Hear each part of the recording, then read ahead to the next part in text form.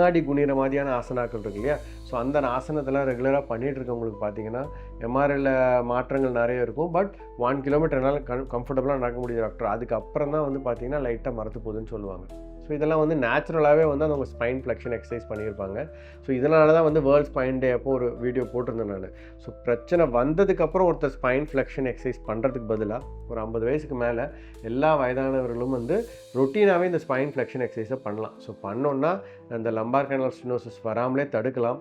அதே மீறி வந்தால் ஆரம்ப நிலையில் எப்படி கண்டுபிடிக்கணும்னு போன வீடியோவில் சொல்லியிருந்தேன். ஸோ ஏர்லி ஸ்டேஜ்லேயே இந்த எக்ஸசைஸ் ஆரம்பிச்சிட்டாலே பார்த்தீங்கன்னா அவங்களுக்கு வந்து நல்லாவே பெயின் ரிலீஃப் கிடைக்கும். இது மட்டும் பத்தாது, அந்த எக்ஸசைஸ் பண்ணும் பொழுதே வந்து அவங்க வெயிட்டையும் குறைக்கணும். ஏன்னா அவங்க நிற்கும்போது நடக்கும்போது அவங்க மேல் பகுதியில் இருக்கக்கூடிய அந்த வெயிட் தான் அந்த நர்வ அழுத்தம் கொடுக்குது.